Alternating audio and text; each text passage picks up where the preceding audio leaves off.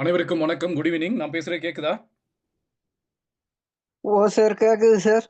Okay, okay. நம்ம படிப்போம். என்ன நாம 7 மணிக்கு டைம் போட்டது. இப்ப 7:30 மணி ஆயிட்டுது. 7:30க்கும் ஜாயின் பண்ணாம இருக்கிறாங்க. அப்ப எனக்கு செய்ய வழி இல்ல. ஆ, நாம கிளாஸ் ஸ்டார்ட் பண்ணுவோமே.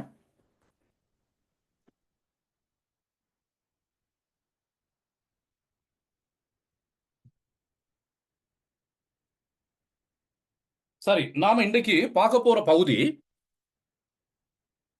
ஒரு வினாவுக்கான விடையாக நாம பார்க்க போறோம். தேசிய மற்றும் சர்வதேச அரசுகளுக்கிடையிலான வேறுபாடுகள். தேசிய அரசுகளுக்கும் சர்வதேச அரசுக்கும் இடையிலான வேறுபாடு. அப்ப இதுல மாணவர்கள் பார்த்துக் கொள்ளணும். வேறுபாடு என்று கேட்டாலும் சரி, தேசிய அரசையும் சர்வதேச அரசியலையும் ஒப்பிடுக என்று கேட்டாலும் சரி, வினா எப்படி கேட்டாலும் சரி, நீங்க கட்டாயமாக அந்த வினாவுக்கான விடையை இரண்டு பக்கத்துக்கும் எழுதணும். இரண்டு பக்கத்துக்கும் என்று சொல்வது இங்க வேறுபாடு என்று கேட்டால் வேறுபாடை முதலில் கொடுத்துவிட்டு அதுக்கப்புறம் இரண்டுக்கும் இடையிலான ஒருமைப்பாடு தொடர்பாக எழுத வேண்டும்.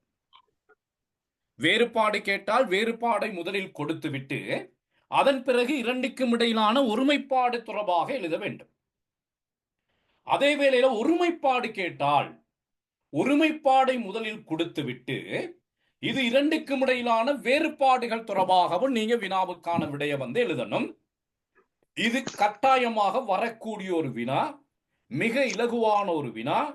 இந்த வினா வருமாக இருக்குமாக இருந்தால் நீங்க 20க்கு 19 18 புள்ளிகளை எடுத்துக்கொள்ள பார்க்கணும். சரி, அப்படி பார்த்துக்கொள்ளும். யாரும் 20க்கு மேல புள்ளி எடுக்க போகக்கூடாது.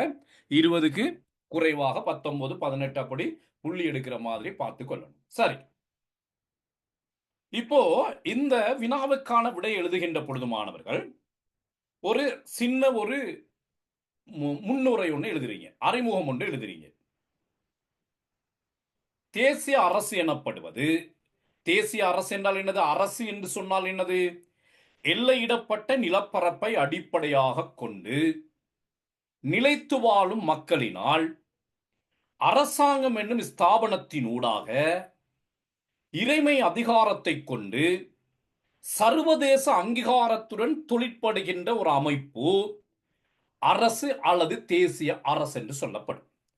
என்னது தேசிய அரசு என்று சொன்னால்? நான் ஏற்கனவே இது கிளாஸ்ல பாடமாக்க வச்சேன் உங்களை. என்னது? எல்லையிடப்பட்ட நிலப்பரப்பை அடிப்படையாக கொண்டு நிலைத்து வாழும் மக்களினால் அரசாங்கம் என்னும் ஸ்தாபனத்தினூடாக இறைமை அதிகாரத்தை பெற்று சர்வதேச அங்கீகாரத்துடன் தொழிற்படுகின்ற ஒரு அமைப்பு அரசு அல்லது தேசிய அரசு என்று சொல்லப்படும். சர்வதேச அரசியல் எனப்படுவது இந்த தேசிய அரசுகள் இரண்டோ அல்லது இரண்டுக்கு மேற்பட்ட அரசுகளோ இரண்டோ அல்லது இரண்டுக்கு மேற்பட்ட அரசுகளோ இடைவினை தொடர்புறும் முறை சர்வதேச அரசியல் என்று சொல்லப்படும். அல்லது இரண்டோ அல்லது இரண்டுக்கு மேற்பட்ட நாடுகளோ ஒன்றோடு ஒன்று தொடர்பு கொள்ளுகின்ற முறை சர்வதேச அரசியல் என்று சொல்லப்படும். ஆக இந்த வினாவுக்கான விடைய எழுதுகின்ற பொழுது தேசிய அரசியல் என்றால் என்ன, சர்வதேச அரசியல் என்றால் என்ன என்பது தொடர்பான ஒரு சின்ன ஒரு அறிமுகத்தை கொடுக்குறீங்க. இப்ப நான் சொன்ன இந்த ரெண்டு அறிமுகத்தை நீங்க எழுதுகின்ற பொழுது உங்களது வினாத்தாள்ல ஒரு 10 வரி அல்லது 12 வரி விடை வந்திருக்கு. அப்ப இந்த தேசிய அரசியல் சர்வதேச அரசியல் இரண்டையும் ஒப்பிட்டு பார்க்கின்ற பொழுது இந்த இரண்டுக்கும் இடையில் பல்வேறுபட்ட ஒருமைப்பாடுகளும் பல்வேறுபட்ட வேறுபாடுகளும் காணப்படுகின்றன. அப்ப வேறுபாடு என்று கேட்டால் வேறுபாட்டை முதலில் எழுதிவிட்டு அதன் பிறகு ஒற்றுமையை எழுத வேண்டும். தொடர்பு என்று கேட்டால் முதலில் தொடர்பை எழுதிவிட்டு இரண்டுக்கும் இடையிலான வேறுபாடுகளை எழுத வேண்டும். அப்ப நாம இங்க முதல்ல நாம இதான் இப்ப இது அவ்வளவும் உங்களது அறிமுகத்தில் வர வேண்டிய விடயங்கள். இப்ப நாம பார்க்கிறோம் இந்த தேசிய அரசுக்கும் சர்வதேச அரசுக்கும் இடையிலான ஒருமைப்பாடுகள் தொடர்பாக பார்க்கிறோம். அதுல முதலாவது நாம பார்க்கிறோம் நலன்களுக்கான போராட்டம். இந்த தேசிய அரசியலாக இருக்கலாம், சர்வதேச அரசியலாக இருக்கலாம், இரண்டிலேயுமே நலன்கள் காணப்படும். நலன்கள் என்று சொன்னால் என்னன்னு சொல்லி பார்த்திருக்கிறோம், நோக்கங்கள். இரண்டிலேயுமே ஏதாவது ஒரு நோக்கம் காணப்படும். அந்த நோக்கம் எப்படிப்பட்டவையாக இருக்கும்? ஒத்தவை அல்லாத நலன்களாக இருக்கும். தேசிய அரசுல இரண்டு கட்சிகளுக்கு இடையிலான ஒத்தவை அல்லாத நலன். சர்வதேச அரசியல்ல ஒன்று இரண்டுக்கு மேற்பட்ட அரசுகளுக்கு இடையிலான ஒத்தவை அல்லாத நலன். இந்த நலன்களை அடைந்து கொள்வதற்கான ஒரு போராட்டம், இந்த நலன்களை அடைந்து கொள்வதற்கான ஒரு மோதல் நடைபெற்றுக் கொண்டு இருக்கும். அது தேசிய அரசியலாக இருக்கலாம், சர்வதேச அரசியலாக இருக்கலாம். இரண்டிலையுமே இந்த ஒத்தவை அல்லாத நலன்களை அடிப்படையாக கொண்டு அந்த நலன்களை அடைவதற்கான ஒரு மோதல் செயல்முறையானது இடம்பெற்றுக் கொண்டு இருக்கும். இரண்டாவது, தேசிய அரசியலும் சரி சர்வதேசத்திலும் சரி முரண்பட்ட நலன்கள் காணப்படும். தமது முரண்பட்ட நலன்களை அடைந்து கொள்வதற்காக ஒரு அதிகார போராட்டம் நடைபெறும். அப்ப தேசிய அரசியலில் இந்த அதிகார போராட்டத்தில் அரசியல் கட்சிகள், அரசியல் கட்சி தலைவர்கள், பிரஜைகள் என்போர்கள் ஈடுபடுவார்கள். சர்வதேச அரசியலில் இந்த ஒத்தவை அல்லாத நலன்களை அடைந்து கொள்வதற்காக அதிகார போராட்டத்தில் இறைமை பொருந்திய சுதந்திர அரசுகள் இடம்பெறுகின்றன. ஆக மொத்தத்தில் இரண்டிலையுமே தேசிய அரசாக இருக்கலாம், சர்வதேச அரசாக இருக்கலாம், இரண்டிலையுமே ஒரு அதிகாரத்துக்கான போராட்டம் இடம்பெற்றுக் கொண்டு இருக்கும். அடுத்து தேசிய அரசியலிலும் சரி சர்வதேச அரசியலிலும் சரி அதிகாரத்தினை பெற்றுக் கொள்வதற்கு, அதிகாரத்தினை நிலைநிறுத்துவதற்கு, அதிகாரத்தினை பரவலாக்குவதற்கு உளவியல் ரீதியான வழிமுறைகள் கையாளப்படும். உளவியல் ரீதியான வழிமுறைகள் என்று சொல்லுகின்ற பொழுது மக்களின் மனங்களை மாற்றுகின்ற செயற்பாடு தான் உளவியல் ரீதியான வழிமுறை. அப்ப தேசிய அரசியலிலும் இரண்டு அணிகள் அல்லது இரண்டு குழுக்கள் அல்லது இரண்டு கட்சிகள் மக்களின் மனதை மாற்றுகின்ற வகையில உளவியல் ரீதியான வழிமுறைகளை கையாளும். இப்போ தேர்தலுக்கு முன்னர் பார்த்தீங்கன்னு சொன்னால் என்பிபி தேசிய மக்கள் சக்தி நாங்கள் ஆட்சிக்கு வந்ததுக்கு பிறகு வெளிநாட்டில் வாழுகின்ற பிரஜைகளை போன்று இலங்கையில் வாழுகின்ற பிரஜைகளை மாற்றி அமைப்போம்.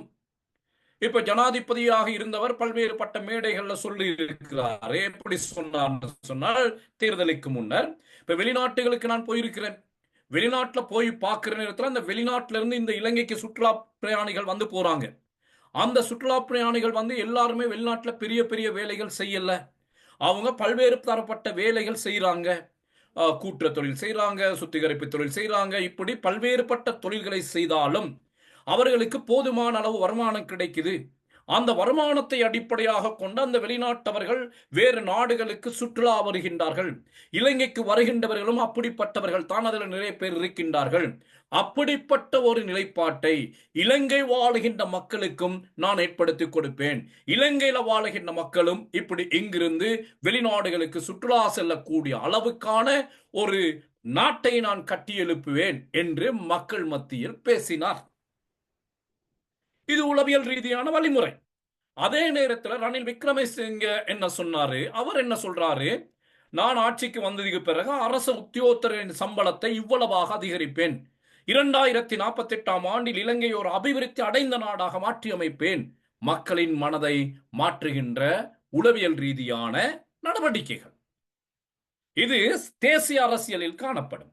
இதே மாதிரியான ஒரு செயற்பாடு சர்வதேச அரசியலிலும் நாடுகளை உளவியல் ரீதியாக மாற்றுவதற்காக கூட்டுக்களை ஏற்படுத்துதல், அச்சுறுத்தல்களை விடுத்துதல், கருத்து தெரிவித்தல், இப்படி உளவியல் ரீதியான வழிமுறைகள் தேசிய அரசியலும் சரி சர்வதேச அரசியலிலும் சரி கையாளப்படும். அப்ப இது தேசிய அரசியலுக்கும் சர்வதேச அரசியலுக்கும் இடையிலான ஒருமைப்பாடு. அடுத்து நம்ம பார்க்கிறோம், தேசிய அரசியலாக இருக்கலாம், சர்வதேச அரசியலாக இருக்கலாம், இரண்டிலேயுமே கட்டாயமாக இரண்டு அணிகள் காணப்படும். தேசிய அரசியல கட்டாயம் இரண்டு அல்லது இரண்டுக்கு மேற்பட்ட அணிகள் காணப்படும். ஸ்ரீலங்கா சுதந்திர கட்சி, ஐக்கிய தேசிய கட்சி, தேசிய மக்கள் சக்தி, ஐக்கிய மக்கள் சக்தி, இப்படி பல சக்திகள் இலங்கையில. அப்போ இரண்டுக்கு மேற்பட்ட சக்திகள். சர்வதேசத்திலேயும் இரண்டுக்கு மேற்பட்ட அணிகள் அல்லது நாடுகள், ஒவ்வொன்றும் பலம் பெறுவதை நோக்கமாக, பலத்தை பெற்றுக்கொள்வதை நோக்கமாக கொண்டு தமது செயற்பாடுகளை மேற்கொள்ளப்படும். அதன் அடிப்படையில் அரசியல், பொருளாதார, சமூக வழிமுறைகளில் தேசிய அரசியலில் ஒரு குழு பிரிதொரு குழுவுக்கு எதிராக பலம் பெற எத்தனிக்கின்றது. சர்வதேச அரசியலில் ஒரு அரசு பிரிதொரு அரசுக்கு எதிராக பலம் பெற எத்தனிக்கின்றது. ஆக இரண்டிலையுமே பலத்தை பெற்றுக் கொள்ளுதல், பலம் பெறுதல் என்ற விடயமானது தேசிய அரசியலிலும் சரி, சர்வதேச அரசியலிலும் சரி மேலோங்கி காணப்படும். இவை இரண்டுக்கும் இடையிலான வேறுபாடு. அடுத்து நம்ம பார்க்கிறோம், தேசிய அரசியலும் சரி, சர்வதேச அரசியலும் சரி, யுத்த செயற்பாடுகள் நடைபெற்றுக் கொண்டு இருக்கும். இதன்படி தேசிய அரசியலில் ஒரு குழு இன்னொரு குழுவுக்கு எதிராக சந்தேகம், அவநம்பிக்கை, அச்சம் என்பன ஏற்பட்டு அது யுத்தமாக மாறும். இலங்கையில ஒரு குழு இலங்கை அரசுக்கு எதிராக இது போன்ற செயற்பாடுகள், சந்தேகம், அவநம்பிக்கை, அச்சம் போன்றன ஏற்பட்டு சுமார் 30 வருட காலமாக ஒரு யுத்தம் ஒன்று நடைபெற்றது. இது தேசிய அரசியல். இதே தன்மை ஒரு அரசுக்கு எதிராக சர்வதேச அரசியலிலும் ஏற்படுகின்றதை காணலாம். தேசிய அரசியல் எப்படி யுத்த செயற்பாடு நடைபெறுகின்றதோ இதே போன்றது ஒரு யுத்த செயற்பாடு சர்வதேச அரசியலிலும் ஒரு நாடு இன்னும் ஒரு நாட்டுக்கு எதிராக அல்லது சில நாடுகள் சில நாடுகளுக்கு எதிராக இப்படி ஒரு யுத்த செயற்பாட்டை சர்வதேச அரசியலிலும் காணக்கூடியதாக இருக்கின்றது. அடுத்து நம்ம பார்க்கிறோம், தேசிய அரசியலாக இருக்கலாம், சர்வதேச அரசியலாக இருக்கலாம், இரண்டுக்குமே ஒரு சட்டம் இருக்கின்றது. தேசிய அரசியலில் நாட்டை கொண்டு நடத்துவதற்கு அரசியல் யாப்பு காணப்படும். அதே நேரத்தில் பாராளுமன்றத்தால பல்வேறுபட்ட சட்டங்கள் காணப்படும், சட்டங்கள் உருவாக்கப்படும். அந்த சட்டங்களின் ஊடாக தேசிய அரசு ஆட்சி செய்யப்படும். அதே நேரத்தில் சர்வதேச ரீதியிலையும் சர்வதேச ரீதியில் நாடுகளை ஒருங்கிணைப்பதற்கு, நாடுகளை கட்டுப்படுத்துவதற்கு, நாடுகளை வழி நடத்துவதற்கு பல்வேறுபட்ட சட்டங்கள் காணப்படும். ஆக அங்க சர்வதேச சட்டத்தினூடாக சர்வதேச அரசியல் கொண்டு நடத்தப்படுகின்றது. தேசிய உள்நாட்டு சட்டத்தினூடாக உள்நாட்டு அரசாங்கங்கள் நடத்தப்படுகின்றன. ஆக தேசிய அரசியலாக இருக்கலாம், சர்வதேச அரசியலாக இருக்கலாம், இரண்டிலேயுமே சட்டத்தினூடாக செயற்பாடுகள் நடைபெறுவதை காணக்கூடியதாக இருக்கின்றது. அப்ப இரண்டுக்கும் இடையிலான ஒருமைப்பாடுகள் என்று பார்க்கின்ற பொழுது மாணவர்கள் நாம பார்த்திருக்கிறோம் பாருங்க, சட்டத்தினூடாக ஆளப்படுதல், யுத்த செயற்பாடுகள் இருக்கும், பலம் பெறுதல் என்ற செயற்பாடு இருக்கும், உளவியல் ரீதியான வழிமுறைகள் கையாளப்படும், அதிகார போராட்டத்தில் ஈடுபடுதல், நலன்களுக்கான போராட்டம் என்ற ரீதியில தேசிய அரசும் சர்வதேச அரசும் ஒன்றோடு ஒன்று தொடர்பு பட்டதாக காணப்படுகிறது. இனி நாம பார்க்கிறோம், அப்ப விடை எழுதுகின்ற பொழுது மாணவர்கள் நீங்க அந்த தொடர்பை எழுதணும். இப்ப நீங்க இந்த தொடர்பெல்லாம் அந்த நான் சொன்ன அந்த தலைப்பை மட்டும்தான் எக்ஸாமுக்கு பாடமாகிட்டு போகணும். அந்த தலைப்பை வச்சு நீங்க இடையில சும்மா ஒரு பந்தி ஒன்று ஈஸியா எழுதக்கூடியதாக இருக்கு. ரெக்கார்டிங்கும் போடுவேன் தானே, ரெக்கார்டிங்கும் ஒரு முறை 2 முறை பாருங்க. ஈஸியா அந்த தலைப்பை வைத்துக்கொண்டு அந்த பந்தியை எழுதக்கூடியதாக இருக்கும் மாணவர்கள். இனி நாம பார்க்கிறோம், தேசிய அரசுக்கும் சர்வதேச அரசுக்கும் இடையிலான வேறுபாடுகள்.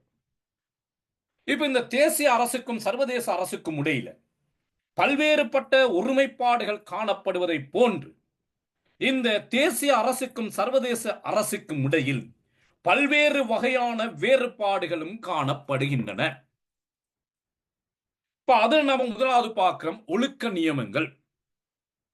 ஒழுக்க நியமங்களுக்கு அப்பாற்பட்ட வகையில் சர்வதேச அரசியல் செயற்பாடுகள் நடைபெற்றுக் கொண்டிருக்கும். சர்வதேச அரசியலில் நலன்களை அடைந்து கொள்ளுகின்ற அந்த செயற்பாடு ஒழுக்க தர்மங்களுக்கு அப்பாற்பட்டதாக இருக்கும். அப்ப இந்த சர்வதேச அரசியல்ல கபடம், நாசகரம், ஏமாற்றுதல், நம்பிக்கை துரோகம் என்பன சர்வதேச அரசியலில் காணப்படும். அப்ப சர்வதேச அரசியல் என்று சொன்னாலே அதான் இருக்கும். எது? கபடம், நாசகரம், ஏமாற்றுதல், நம்பிக்கை துரோகம், இப்படிப்பட்ட செயற்பாடுகள் தான் சர்வதேச அரசியலில் காணப்படும். அப்ப உங்களையும் உங்களோட நண்பர்கள் அல்லது தெரிந்தவர்கள், புரிந்தவர்கள், உங்களோட கிளாஸ்ல இருக்கின்றவர்கள் மிச்சம் மோசமானதாக இது நடந்து கொண்டால் நீங்க சொல்லலாம் உடனே இந்த சர்வதேச அரசியல் போகுதுன்னு சொல்லி. எது? இந்த கபடம், நாசகரம், ஏமாற்றுதல், நம்பிக்கை துரோகம் இது போன்ற பண்புகள் உடையவர்கள் வகுப்புல இருந்தார்கள் சொன்னால், அல்லது உங்களுக்கு தெரிந்த நண்பர்கள் அப்படி இருப்பார்கள் சொன்னால், நீங்க அவங்களுக்கு ஒரு பேரொண்டு வச்சு முடிசூட்டலாம். எப்படி? சர்வதேச அரசியல் என்று சொல்லி. இத்தகைய தன்மை, இந்த கபடம், நாசகரம், ஏமாற்றுதல், நம்பிக்கை துரோகம் போன்ற இத்தகைய தன்மைகளை பொறுத்தவரையில் தேசிய அரசியலில் அது குறைவாகவே காணப்படும். பெரும்பாலான அரசுகளில் இருக்காது. சர்வதேச அரசியலோடு பார்க்கின்ற பொழுது இந்த விடயங்கள் தேசிய அரசில் குறைவாக இருக்கும். அப்ப ஒழுக்க நியமங்கள் தேசிய அரசில் காணப்படும், சர்வதேச அரசியலில் ஒழுக்க நியமங்களை காண முடியாது. அடுத்தது, தேசிய அரசியலில் ஏற்படும் பிரச்சனைகள், மோதல்கள், நெருக்கடிகள் போன்றவற்றை தேர்தலின் மூலமாக தீர்த்துக் கொள்வார்கள். யாருக்கு அதிகாரத்தை கொடுப்பது, யார் அதிகாரத்தை பெறுவது, இதற்காக தேசிய அரசியல் ஒரு போராட்டம் ஒன்று நடைபெற மாட்டாது. அதிகாரத்தை பெற்றுக் கொள்வதற்கோ அல்லது பிரச்சனைகளை தீர்த்துக் கொள்வதற்கோ தேசிய அரசியலில் தேர்தல்கள் நடைபெறும்.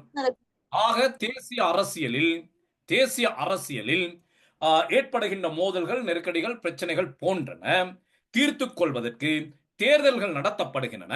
அத்தோடு பேச்சுவார்த்தைகளின் ஊடாக, கலந்துரையாடல்களின் ஊடாக பிரச்சனைகளுக்கு தீர்வு காணப்படுகின்றன. ஆனால் சர்வதேசத்தில் ஏற்படக்கூடிய பிரச்சனைகள் இவ்வாறு தேர்தலின் ஊடாக தீர்த்து வைக்கப்படுவதில்லை, பேச்சுவார்த்தைகளின் ஊடாக தீர்த்து வைக்கப்படுவது இல்லை. அவற்றை தீர்த்து வைப்பதற்காக துப்பாக்கி ரவைகளும் யுத்தமும் பயன்படுத்தப்படுகின்றன. அவை இங்கு தேர்தலை போன்று சர்வதேச அரசியலில் பிரச்சனைகளை தீர்த்துக் கொள்வதற்கு துப்பாக்கி ரவைகள் பயன்படுத்தப்படுகின்றன. ஆக சர்வதேச அரசியலில் தேர்தல் இல்லை, தேசிய அரசியலில் தேர்தல் உண்டு. தேசிய அரசியலில் ஒழுக்க நியமங்கள் உண்டு, சர்வதேச அரசியலில் ஒழுக்க நியமங்கள் இல்லை. அடுத்து நம்ம பார்க்கிறோம், தேசிய அரசியல் காணப்படக்கூடிய சட்டங்கள் பலமான சட்டங்களாக இருக்கு. அந்த சட்டங்கள் மீறப்படுகின்ற பொழுது தண்டனை வழங்கக்கூடிய அதிகாரம் விலங்கல. தேசிய அரசியலில் ஏற்படக்கூடிய பிரச்சனைகள், மோதல்கள், அதிகார பரிமாற்றம் என்பவற்றுக்கு ஒரு கருவியாக தேர்தல் கையாளப்படும். அதிகாரத்தை பரிமாறிக்கொள்வது, அதிகாரத்தை பெற்றுக்கொள்வது, இவற்றுக்கு தேர்தல் ஒரு கருவியாக பயன்படுத்தப்படும். அதே நேரத்தில் தேசிய அரசியலில் ஏற்படக்கூடிய பிரச்சனைகள், மோதல்கள் என்பவற்றுக்கும் பேச்சுவார்த்தைகள், கலந்துரையாடல்கள் என்பன கையாளப்படும். சர்வதேச ரீதியில் பார்க்கின்ற பொழுது சர்வதேச அரசியலில் ஏற்படக்கூடிய பிரச்சனைகளுக்கோ அல்லது அதிகாரத்தை பெற்றுக்கொள்வதற்கு தேர்தல் நடைபெற மாட்டாது. அதே நேரத்தில் ஏற்படக்கூடிய பிரச்சனைகளை தீர்த்துக் கொள்வதற்கும் தேர்தல்கள் கையாளப்பட மாட்டாது. மாறாக அங்கு துப்பாக்கி ரவைகள் கையாளப்பட்டு யுத்தத்தின் ஊடாகவே அங்கு அதிகாரமும் கைப்பற்றப்படும், பிரச்சனைகளுக்கு தீர்வும் காணப்படும். மொத்தத்தில் தேசிய அரசியலில் தேர்தல் உண்டு, சர்வதேச அரசியலில் தேர்தல் இல்லை. அடுத்தது, தேசிய அரசியலில் காணப்படுகின்ற சட்டங்கள் பலமான சட்டங்களாக இருக்கு. தேசிய அரசியலில் காணப்படுகின்ற சட்டங்கள் மீறப்படுகின்ற பொழுது தண்டனை வழங்கக்கூடிய அதிகாரம் தேசிய அரசுக்கு உண்டு. தேசிய அரசு அத்தகைய தண்டனையை வழங்குவதற்காக அரசின் கருவிகளை பயன்படுத்தும். அரசின் கருவிகளாக நாம பார்க்கிறோம், போலீஸ், ராணுவம், சிறைச்சாலை, இது அரசின் கருவிகள். நீதிமன்றம்.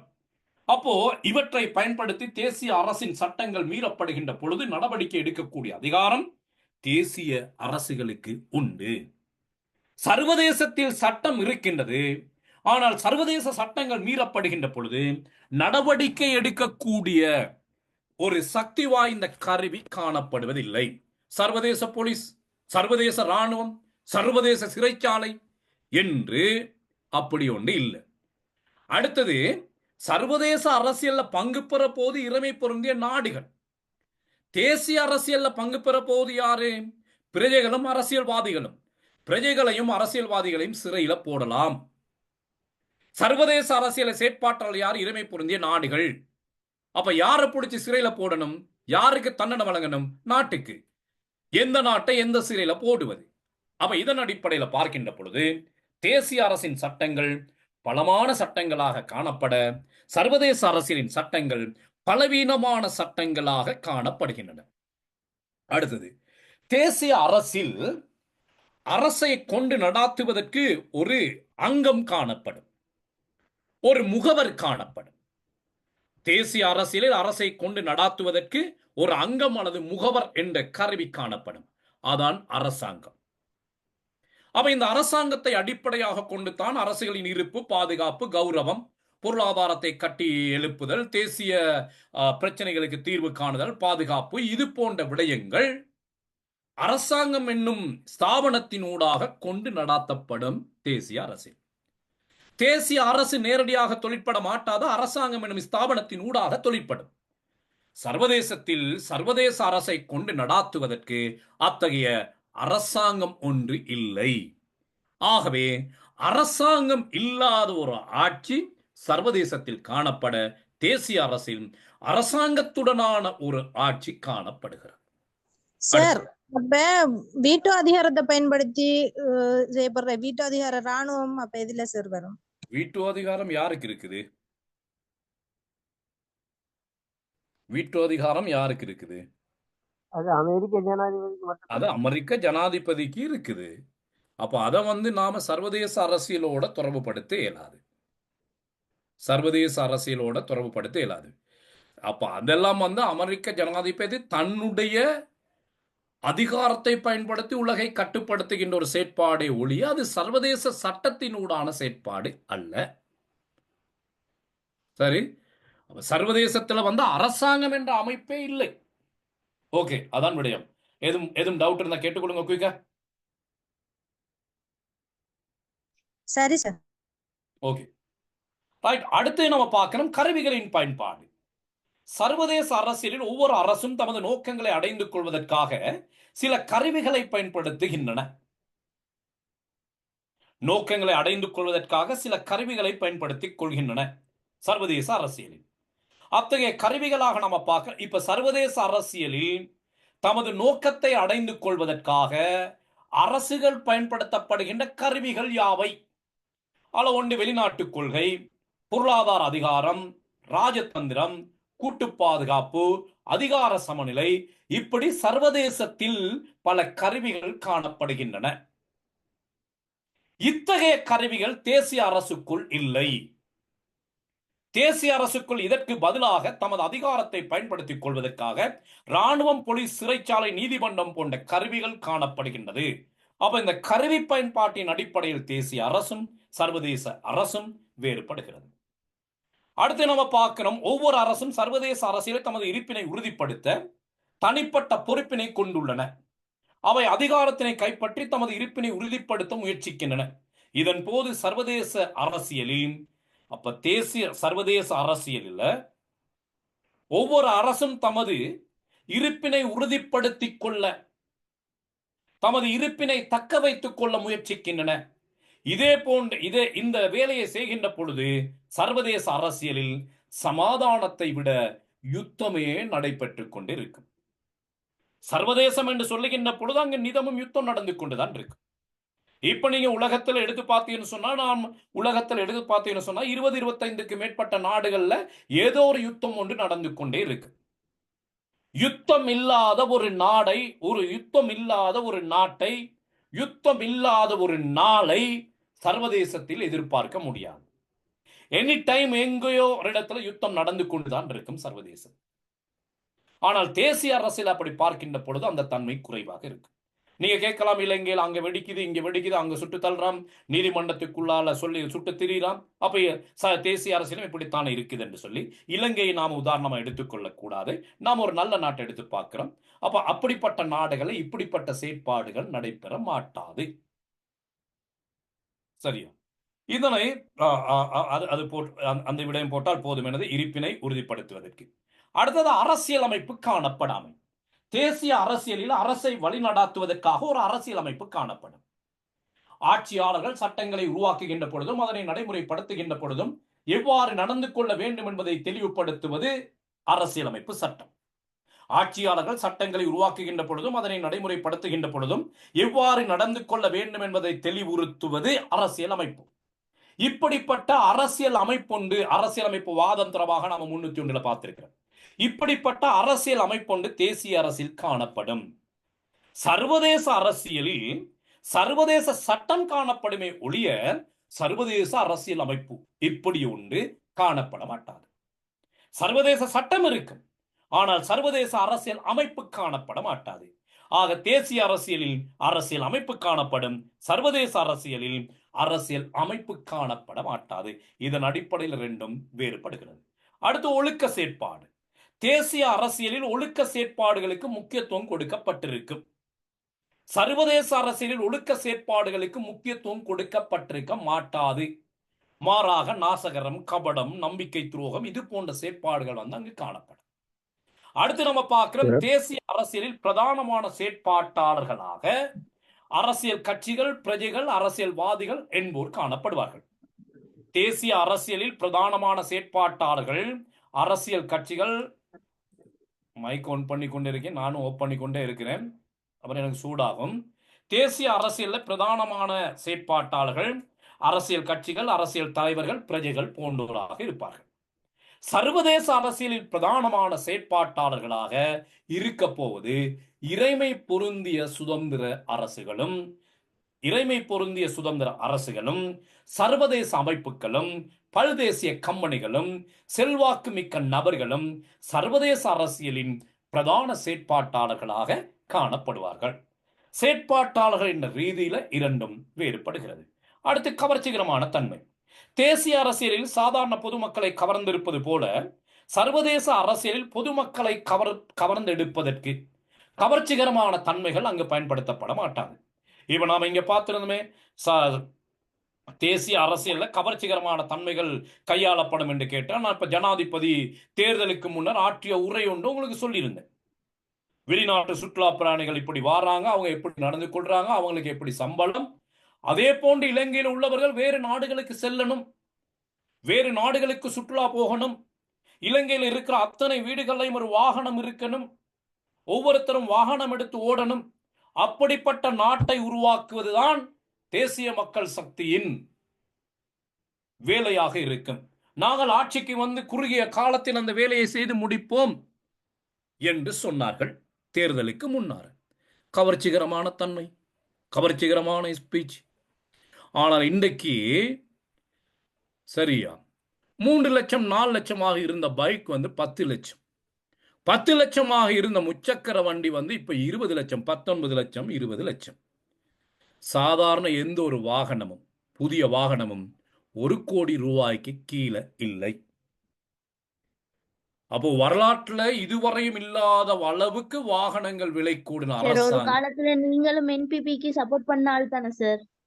ஆமா ஆமா, இல்லைன்னு சொல்லலையே. நாங்களும் ஓட்டு என்பிபிக்கு போட்டா சப்போர்ட் என்பிபிக்கு சப்போர்ட் எக்ஸ்கியூஸ் மீ பண்ணினால், சார்.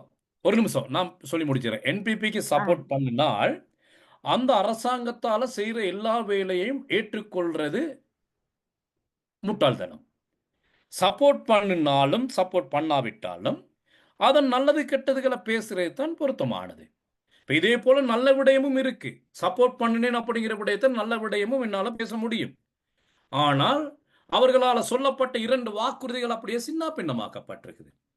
ஒரு சாதாரண மக்கள், ஒரு சாதாரண ஒருத்தன் வந்து, நான் கூட நினைச்சிருந்தேன் இந்த அரசாங்கம் வந்தால் ஒரு வாகனம் எடுத்து ஓடலாம் அப்படின்னு சொல்லி நினைச்சு பார்க்கல. அது கோடி ரூபாய்க்கு மேல எதிர்பார்ப்பு உடைச்சிட்டாங்க என்ன சார்? மட்டும் இல்ல சார், எதிர்பார்ப்பு. நிறைய விஷயங்களை செஞ்சிருக்காங்க. எப்படின்னா திருடர்களை பிடிக்கிறோம், வெளிநாட்டுக்கு கொண்டு போன காசை எடுத்து வருவோம், எத்தனை வாக்குகளை தந்தாங்க, எதுவும் செய்யல. ஓகே, ஒத்துக்கொள்றோம், எதுவும் செய்யல.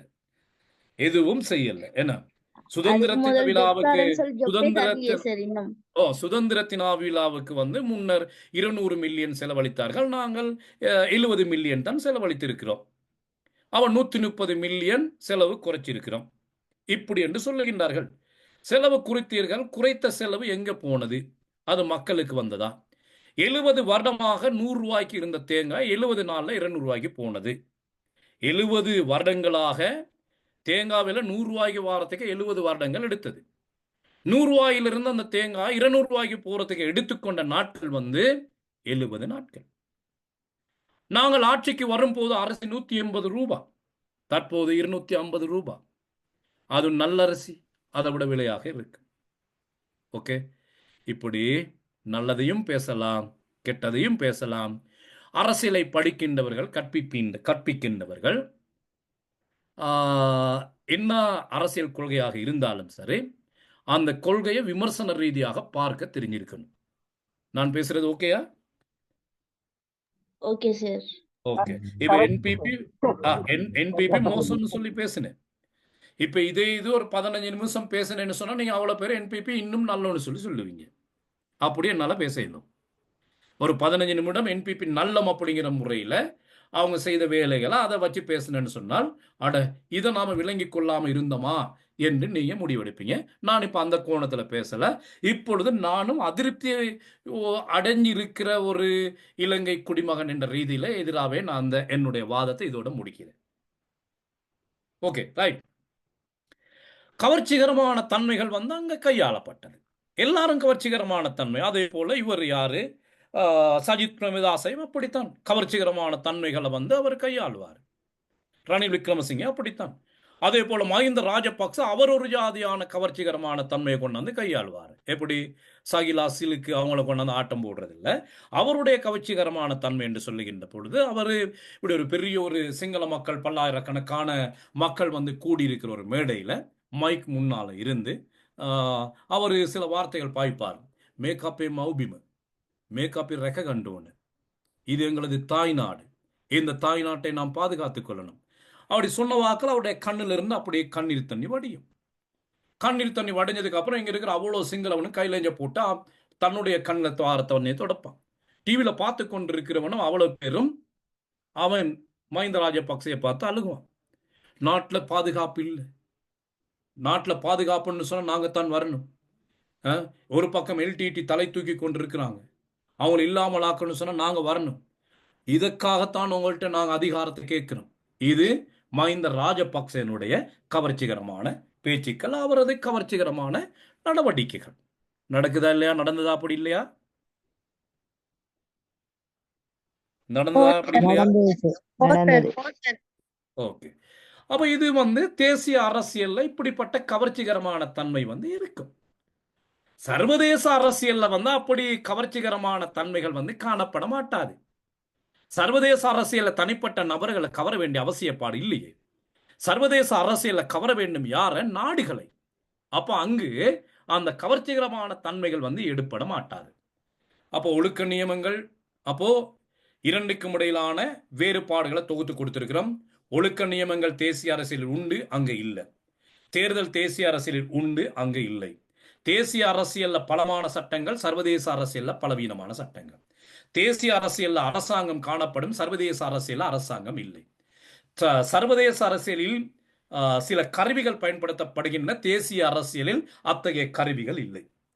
இரண்டிலேயுமே இருப்பினை உறுதிப்படுத்திக் கொள்வதற்கான தேசிய அரசியல்ல இருப்பினை உறுதிப்படுத்திக் கொள்வதற்கான நடவடிக்கைகள் மேற்கொள்ளப்படுகின்றது. சர்வதேச அரசியல் அத்தகைய தன்மை வந்து குறைவு. தேசிய அரசியலில் அரசியலமைப்பு காணப்படும், சர்வதேச அரசியலில் அரசியலமைப்பு காணப்பட மாட்டாது. எங்கு ஒழுக்க செயற்பாடு இருக்கும், அங்கு ஒழுக்க செயற்பாடு இருக்காது. தேசிய அரசியலில் அரசியல் செயற்பாட்டாளர்கள் வேறு, சர்வதேச அரசியலில் அரசியல் செயற்பாட்டாளர்கள் வேறு. தேசிய அரசியலில் கவர்ச்சிகரமான தன்மை இருக்கும், சர்வதேச அரசியலில் கவர்ச்சிகரமான தன்மை இருக்காது. ரைட்? எக்ஸாம் பேப்பர் எடுங்க. ஒரு வினா ஒன்று வந்திருக்கு, எடுங்க பாப்போம். 2 வருஷ பேப்பர்லையும் ஒரு ஆள் வாசிங்க.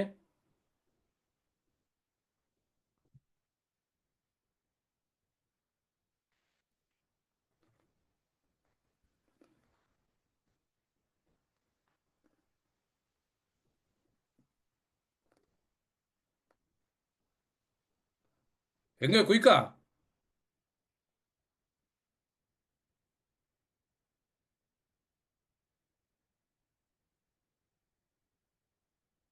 பேப்பர் தேடுறீங்களா? கிளாஸ்ல யாரும் இருக்கிறீங்களா? சார் 2022 வரல சார் அந்த கேள்வி. 23ல 23 பேப்பர்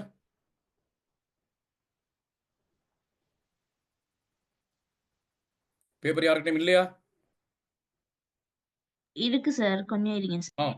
ஓ குயிக்கா ரெடி ஆகி வச்சிருக்கணும் என்ன?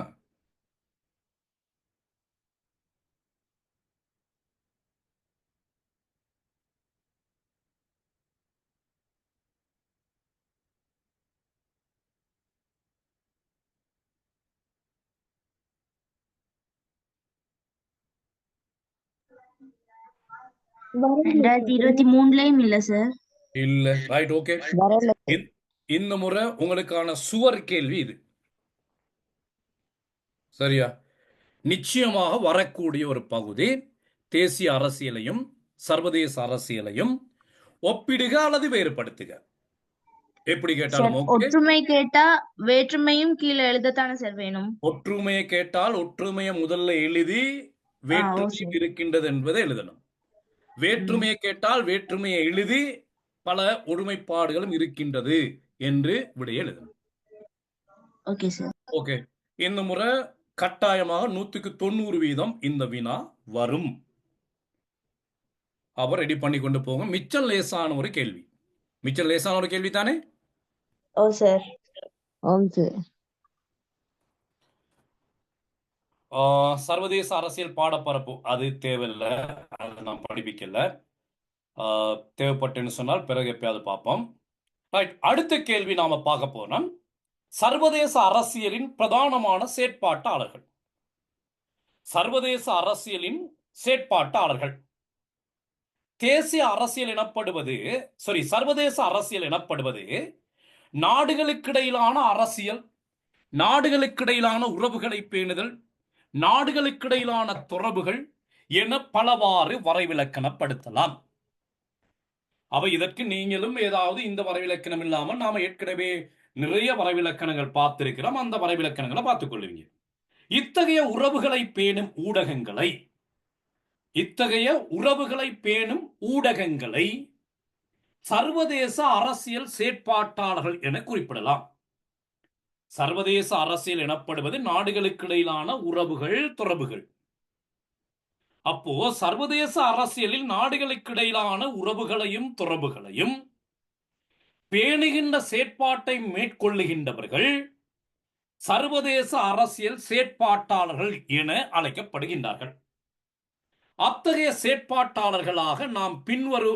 செயற்பாட்டாளர்களை பின்வருமாறு வகைப்படுத்தி நோக்கலாம். அதில் ஒன்று அரசு தொடர்பான செயற்பாட்டாளர்கள், அரசு அல்லாத செயற்பாட்டாளர்கள், பல்தேசிய கம்பெனிகள், கீர்த்திமிகு தனிநபர்கள், பயங்கரவாத குழுக்கள், அதிகாரமிக்க அரசுகளின் தலைவர்கள், பயங்கரவாத குழுக்கள், சர்வதேச வங்கிகள், பிராந்திய நிறுவனங்கள், நட்பு கூட்டுக்கள். இதுதான் சர்வதேச அரசியலின் பிரதானமான செயற்பாட்டாளர்கள். அப்ப இந்த செயற்பாட்டாளர்கள் என்று கேள்வி கேட்டால் இதுல நீங்க ஒரு 4-5 செயற்பாட்டாளர்களை கொடுத்து விளக்குறீங்கன்னு சொன்னால் போதும். அவ்வளவையும் கொடுக்க வேண்டிய அவசியப்பாடு இல்லை, கொடுத்தாலும் பிழை இல்லை. நாம பார்க்கிறோம் சர்வதேச அரசியல் செயற்பாட்டாளர்கள். முதலாவது அரசு தொடர்பான செயற்பாட்டாளர்கள். அரசு தொடர்பான செயற்பாட்டாளர்கள் முதலாவது வரப்போவது தேசிய அரசுகள். அடுத்தது சர்வதேச அரசு தொடர்பான நிறுவனங்கள். அரசு தொடர்பான செயற்பாட்டாளர்களை இரண்டா பிரிக்கிறோம்: தேசிய அரசுகள், சர்வதேச அரசு தொடர்பான நிறுவனங்கள். இனி நம்ம பார்க்கிறோம் தேசிய அரசுகள். சர்வதேச அரசியலின் பிரதானமான செயற்பாட்டாளராக காணப்படுவது இறைமை பொருந்திய அரசுகள், தேசிய அரசுகள். 1648 ஆண்டில் வெஸ்பாலியா உடன்படிக்கையின் பின்னர் இறைமை பொருந்திய தேசிய அரசுகளே சர்வதேச அரசியலின் பிரதான அலகுகளாக வளர்ச்சியடைய ஆரம்பித்தது. 1600 ஆண்டுகளுக்கு பிறகு இறைமை பொருந்திய அரசுகள் தான் சர்வதேச அரசியலின் பிரதானமான செயற்பாட்டாளர்கள்.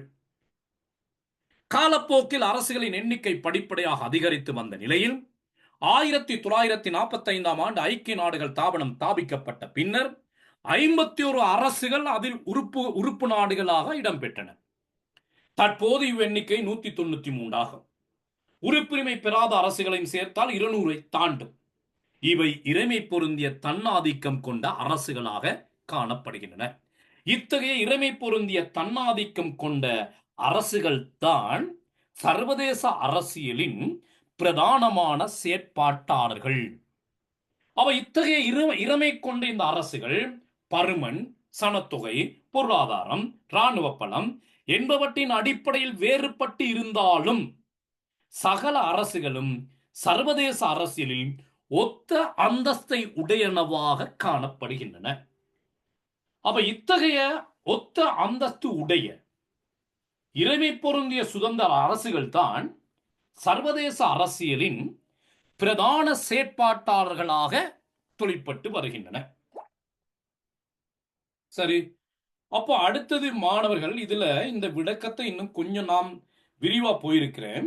இப்படி ஒரு கேள்வி கேட்கலாம். சர்வதேச அரசியலில் தேசிய அரசுகளின் பண்புகளை ஆராய்க. சர்வதேச அரசியல்ல தேசிய அரசுகள் தான் பிரதானமான செயற்பாட்டாளர்கள் என்று பார்த்திருக்கிறோம். அந்த தனியொரு கேள்வியா கேட்கலாம், சர்வதேச அரசியலின் தேசிய அரசுகளின் பண்புகளை ஆராய்க. அப்ப தேசிய அரசுகளின் பண்புகளை ஆராய்க என்று கேட்டால் மாணவர்கள், தேசிய அரசு என்று சொன்னால் என்னது? எல்லையிடப்பட்ட நிலப்பரப்பை அடிப்படையாக கொண்டு நிலைத்து வாழும் மக்களினால் இறைமை அதிகாரத்துடன் அரசாங்கம் எனும் ஸ்தாபனத்தின் ஊடாக சர்வதேச அங்கீகாரத்தை பெற்று தொழிற்படுகின்ற ஸ்தாபனம் தான் தேசிய அரசு. ஆக அந்த தேசிய அரசில் முதலாவதாக காணப்படுவது ஆழ்புலம். தேசிய அரசு என்று சொல்லுகின்ற பொழுது அங்கு நிச்சயமாக ஒரு ஆழ்புலம் காணப்படும். ஆழ்புலம் எனப்படுவது எல்லையிடப்பட்ட நிலப்பரப்பு. எல்லையிடப்பட்ட நிலப்பரப்பு, அதாவது மொழி, சமயம், கலாச்சாரம் என்பவற்றை பேணும் வகையில ஒரு அரசுக்கு கட்டாயமாக ஒரு ஆழ்புலம் ஒன்று காணப்படும். இந்த ஆழ்புல ஒருமையை பாதுகாப்பதுதான் ஒவ்வொரு தேசிய அரசினது பிரதானமான கடமையாக இருக்கும். ஆழ்புலம் எனப்படுவது மாணவர்கள் எல்லையிடப்பட்ட நிலப்பரப்பு. அந்த எல்லையிடப்பட்ட நிலப்பரப்பு நீரிலும் இருக்கும், நிலத்திலும் இருக்கும், ஆகாயத்திலும் இருக்கும். அந்த நீரிலும் நிலத்திலும் ஆகாயத்திலும் காணப்படுகின்ற தமது எல்லை பரப்பை பாதுகாப்பதுதான் இந்த தேசிய அரசுகளின் பிரதான கடமையாக இருக்கின்றது. ஆகவே தேசிய அரசு என்று சொல்லுகின்ற பொழுது நிச்சயமாக அங்கு ஒரு ஆழ்புல எல்லை ஒன்று காணப்பட வேண்டும். இப்ப அந்த வேறுபாட்டில் நீங்க இந்த பாயிண்ட்ஸை அங்க போடலாம். தேசிய அரசு என்று சொல்லுகின்ற பொழுது அங்கு ஒரு ஆழ்புல எல்லை ஒன்று காணப்படும். தேசிய அரசு என்று சொல்லுகின்ற பொழுது வேறுபாடு பாருங்க பாப்போம். தேசிய அரசில் ஒரு ஆழ்புல எல்லை ஒன்று காணப்படும். சர்வதேச அரசியல் அப்படி ஒரு ஆழ்புல எல்லை ஒன்று காணப்பட மாட்டாது. இதன் அடிப்படையில் தேசிய அரசியலும் சர்வதேச அரசியலும் வேறுபடுகின்றது. அடுத்து நம்ம பார்க்கிறோம், தேசிய அரசியலில் அடுத்த முக்கியமான பண்பு, தேசிய அரசியலில் இறைமை அதிகாரமானது காணப்படும். சர்வதேச அரசியலில் தேசிய அரசுகள் வெளி தலையீடு இன்றி தமது உள்ளக விவகாரங்களில் சுதந்திரமாக செயற்படுவதற்கான திறனே இறைமை ஆகும். ஒரு நாடு வெளிநாடுகளின் தலையீடுகளோ வெளி அமைப்புகளின் தலையீடுகளோ இல்லாமல் தமது உள்ளக விவகாரங்களில் தொழிற்படுகின்ற தன்மை இறைமை. இந்த இறைமை அதிகாரமானது தேசிய அரசுகளின் பிரதானமான பண்பாக காணப்படுகிறது. அரசுகளை சம அந்தஸ்தில் வைப்பதிலும் அவற்றின் வெளியுறவை தீர்மானிப்பதிலும் இந்த இறைமை, குறிப்பாக வெளி இறைமை முக்கியம் பெறுகிறது. எனும் சர்வதேச அரசியலில் இறைமை அரசுகளின் செயற்பாட்டால் கோட்பாட்டில் கூறியது போல சாத்தியம் இல்லை. இன்று விஞ்ஞான தொழில்நுட்ப வளர்ச்சியின் விளைவாக அரசுகளின் இயல்புகள் மாறியுள்ளன. தேசிய நலன்களுக்கு பதிலாக சர்வதேச நலன்கள் இன்று எழுச்சி அடைந்திருக்கின்றன. அதாவது ஒரு அரசின் இறைமை என்று சொன்னால் உள்நாட்டு விவகாரங்கள்ல வெளிநாடுகள் வந்து சம்பந்தப்படக்கூடாது. உள்நாட்டுக்கு தெரியாம எந்த வகையான ஒரு கொடுக்கல் வாங்கலும் செய்ய முடியாது. இதான் இறைமை. ஆனால் இந்த இறைமை வந்து இன்றைய காலகட்டத்தில் சற்று வீழ்ச்சி அடைந்திருக்கின்றது. காரணம் என்னன்னு சொன்னால், இலங்கை நாட்டில் இருக்கிறான், அவன் அமெரிக்கா கம்பெனில வேலை செய்யறான். இலங்கை நாட்டில் இருக்கிறான், ஆஸ்திரேலியா கம்பெனில வேலை செய்யறான். இலங்கை நாட்டில் இருக்கிறான், அமெரிக்கா கம்பெனில வேலை செய்யறான். இரவு முழுக்க வேலை செய்யறான், பகல் முழுக்க தூங்குறான். இலங்கையில வாழ்றான், ஆனா கனடா வாழ்க்கைய இங்க கழிக்கிறான். இலங்கையில வாழ்றான், அமெரிக்கா பிரஜையை போல இங்க இருக்கின்றான். என்ன அமெரிக்கா பிரஜையை போலன்னு சொன்னால், நைட்ல முழிச்சிருக்கிறான், பகல்ல தூங்கி இருக்கிறான். அமெரிக்காவில் பகல் நேரம் இவன் முழிச்சிருக்கிறான், அமெரிக்காவில் இரவு நேரம் இவன் தூங்குறான். அப்ப இதெல்லாம் என்னது? இந்த இறைமைக்கு அப்பால தொழில்நுட்ப வளர்ச்சியினால பல்தேசிய கம்பெனிகளினால இந்த நிலை இறைமையானது இன்று சில கேள்விகளுக்கு உட்படுத்தி உள்ளதாக சொல்லப்படுகிறது. அடுத்து நாம பார்க்கிறோம் தேசியவாதம். சர்வதேச அரசியலின் அரசுகளின் பிரிதொரு முக்கியமான பண்பு தேசியவாதமாகும். இது அரசுகளுக்கான ஒரு உளவியல் தளத்தினை வழங்குகிறது. தேசியவாதம் என்று சொன்னால் மாணவர்கள், இது இலங்கை நாடு, இது இந்திய நாடு, இது அமெரிக்கா, நான் அமெரிக்கன், நான் கனடியன், நான் ஆஸ்திரேலியன். இதான் அந்த தேசியம். அப்ப இப்படிப்பட்ட தேசியம், தேசியவாதம் என்ற விடயமானது இந்த தேசிய அரசுகளில் முக்கியமான பண்பாக காணப்படும். அடுத்து நாம பார்க்கலாம் சர்வதேச அங்கீகாரம். சர்வதேச சமூகத்தில் ஓர் அரசு சுதந்திரமும் இறைமையும் பொருந்திய அழகாக இருக்க வேண்டும் என்று சொன்னால் ஒரு நாடு குறைந்தது 2 நாடுகளாக ஏற்றுக்கொள்ளப்பட வேண்டும்.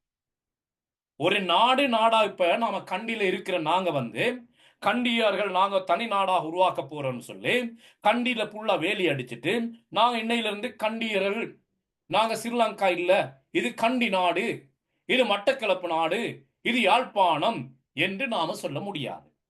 அப்படி சொல்ல வேண்டும் என்று சொன்னால், தமிழீழம் என்று சொல்ல வேண்டும் என்று சொன்னால், அந்த தமிழீழம் ஒரு நாடாக சர்வதேச ரீதியாக ஏற்றுக்கொள்ளப்பட வேண்டும். அதற்கு 2க்கு மேற்பட்ட நாடுகள் அதனை ஒரு நாடாக ஏற்றுக்கொள்ள வேண்டும். இதுதான் சர்வதேச அங்கீகாரம். ஆக தேசிய அரசுகளாக இருப்பதற்கு சர்வதேச அங்கீகாரம் தேவைப்படுகிறது. அடுத்து பார்ப்போம் அரசுகளின் சட்ட அந்தஸ்து. சர்வதேச அரசியலில் சகல அரசுகளும் சமமான அரசுகளாகவே காணப்படும். இதெல்லாம் என்ன மாணவர்கள் பார்க்கிறோம்? தேசிய அரசுகளின் இயல்புகள், பண்புகள். தேசிய அரசுகள் என்னது? சர்வதேச அரசியலின் பிரதானமான செயற்பாட்டாளர்கள். அப்போ அரசுகளின் சட்ட அந்தஸ்து. சர்வதேச அரசியலில் சகல அரசுகளும் சமமான அரசுகளாகவே கருதப்படும். சர்வதேச அரசியலில் அப்படியே ஒரு நேரத்தை குறிக்கணும்னு சொல்லி இது காலையில் குறிக்கணும். அவ தேசிய அரசியலிலும் சர்வதேச அரசியலிலும் அரசுகளின் இதுல யாப்பு வராதா சார்? தேசிய அரசுக்கு ஒரு யாப்பு காணப்படுமா சார்? வருமா? எப்படி யாப்பு வருமா சார்? அதை நீங்க போடலாம் சார். தேசிய அரசுகள் தமக்கென ஒரு அரசியல் அமைப்பை கொண்டு காணப்படும். ஓகே, நீங்க போடலாம். தேசிய அரசுகள் தமக்கென ஒரு நிலையான மக்கள் தொகையை கொண்டு இருக்கும். இலங்கை அரசுன்னு சொன்னால் 2,20,00,000 மக்கள் இருக்கின்றார்கள். இந்தியாவில் 140 கோடி மக்கள் இருக்கின்றார்கள். அப்ப இதுவும் தேசிய அரசுகளின் பண்புகளாகத்தான் நீங்க சொல்லலாம். சார், இது அவ்வளவு என்ன? சார் 2022ல கேள்வி ஒன்று வந்திக்கு, சர்வதேச சமூகத்தில் பிரதான செயற்பாட்டாளர்களினுடைய பண்புகளை ஆராய்க. பிரதான செயற்பாட்டாளர்களின் பண்புகளை ஆராய்க. அப்ப அந்த கேள்வி என்னன்னு சொன்னால் பிரதானமான செயற்பாட்டாளர்கள் தான். சரியா? பிரதானமான செயற்பாட்டாளர்கள் சொன்னா அதுல ஒன்று தேசிய அரசு. அடுத்து நாம பார்க்கிறோம் இப்ப அதுக்கான விடத்தை நம்ம பார்த்து கொண்டிருக்கிறோம். அடுத்தது நாம பார்க்கிறோம் சர்வதேச அரசின் பண்புகளும் வருமா சார்? செயற்பாட்டாளர்கள் சில நேரங்கள்ல தேசிய அரசுகளின் பண்புகள் என்று கேட்டால் நாம இப்ப படிச்ச இந்த விடயங்கள் மட்டும்தான். ஒரு 10 புள்ளிக்கு வாரத்துக்கான வாய்ப்பு இருக்குது. சரியா? இனி நாம பார்க்கிறோம் சர்வதேச அரசியலின் அரசு தொடர்பான நிறுவனங்கள். சர்வதேச சமூகம் தமது தொடர்புகளை இலகுப்படுத்திக் கொள்வதற்கும் ஒழுங்குபடுத்திக் கொள்வதற்கும், சர்வதேச சமூகம் தமது தொடர்புகளை இலகுப்படுத்திக் கொள்வதற்கும் ஒழுங்குபடுத்திக் கொள்வதற்கும், பொதுநலனை விருத்தி செய்து கொள்வதற்கும், இறைமை பொருந்திய ஒன்றுக்கு மேற்பட்ட அரசுகள் இணைந்து உருவாக்கி கொண்ட நிறுவனங்கள் அல்லது நிறுவன தொகுதிகள் சர்வதேச அரசியலின் அரசு தொடர்பான நிறுவனங்கள் என்று சொல்லப்படும். என்னது அரசு தொடர்பான நிறுவனங்கள் சொன்னால் என்னது? 2 அல்லது 2க்கு மேற்பட்ட நாடுகள் இணைந்து உருவாக்கி கொண்ட ஒரு நிறுவன கட்டமைப்பு அல்லது ஒரு சங்கம், ஒரு அமைப்பு சர்வதேச அரசு தொடர்பான நிறுவனங்கள் என்று சொல்லப்படுகிறது. 2 அல்லது 2க்கு மேற்பட்ட அரசுகள் ஒன்று சேர்ந்து சர்வதேச சமூகத்தால் தொடர்புகளை இலகுப்படுத்திக் கொள்ளவும் முறைப்படுத்தவும் பொதுநலனை ஏற்படுத்திக் கொள்வதற்கும் பல்வேறு துறைகளுக்கிடையே உருவாக்கப்பட்டுள்ள நிறுவன தொகுதிகள் இன்டர் கவர்மெண்டல் ஆர்கனைசேஷன், சர்வதேச அரச சார்பு நிறுவனங்கள் என்று சொல்லப்படுகிறது. IGO. இதுக்கு என்னன்னு சொல்லுவோம்?